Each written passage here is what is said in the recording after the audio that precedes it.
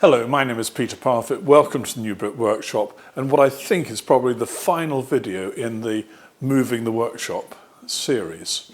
I think now I've settled on the layout that I've got in the workshop. I'll talk more about that in a minute. But I'm also going to now crack on and build another bit of wood storage, because if you look here, this is what I've just brought up from the old location. These are the shorter pieces. They're probably between 1 metre and 2 metres in length.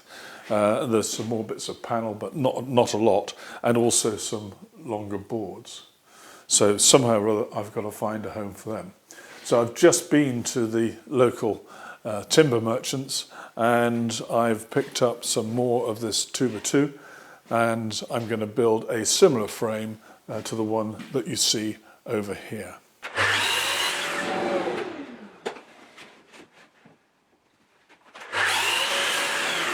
Well, I think now it's time for the guided tour. Now, you've already seen my screw rack here, which is just above my radiator, and that's near the entrance to the workshop here.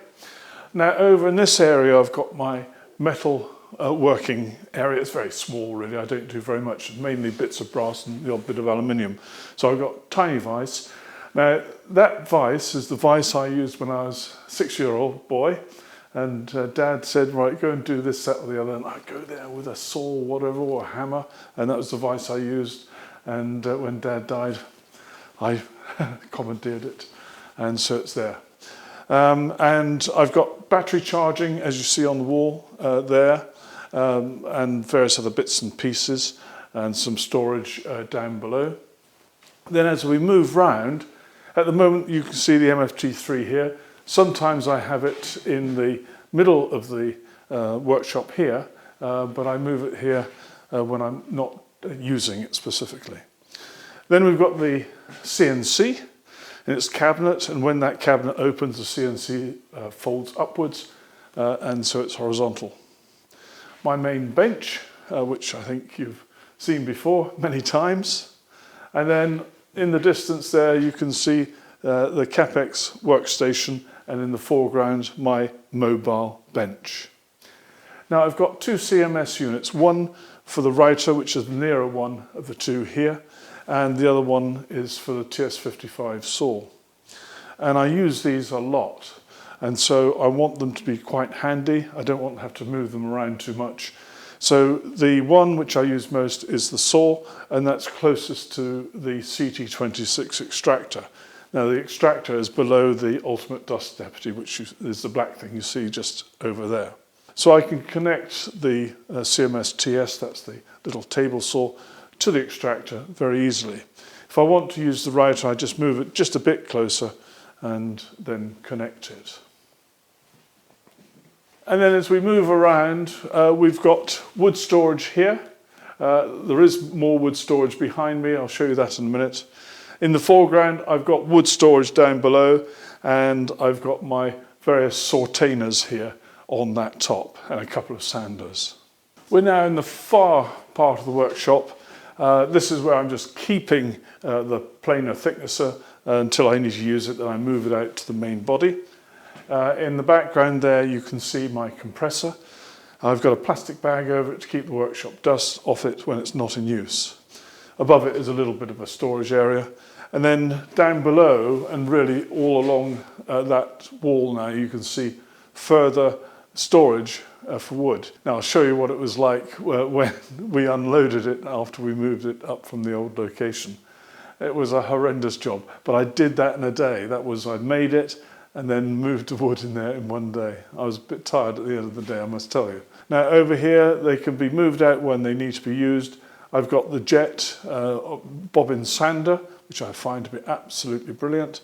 And equally as brilliant is my bandsaw. Now again, on the casters, out it comes whenever it's needed to be used. Now in the foreground here, you can see my track saw cutting station. Now this is really important to me. It's absolutely dead accurate. I made it with a path guide system, of course, and I use this a lot.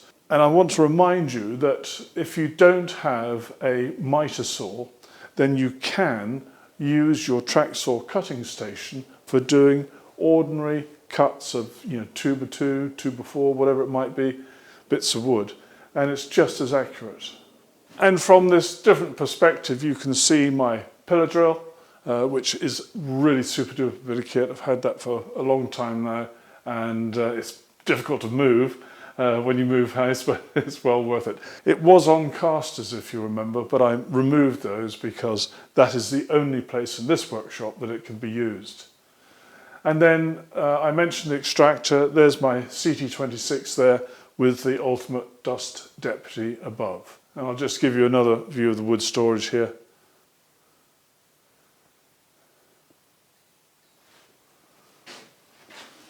Well, this is the last video in the series of moving the workshop, and I think now is the appropriate time for me to thank all the people that have helped me do this, and of course you, because I've had so many different bits of advice from various members of my viewing public, and I'm really grateful for that.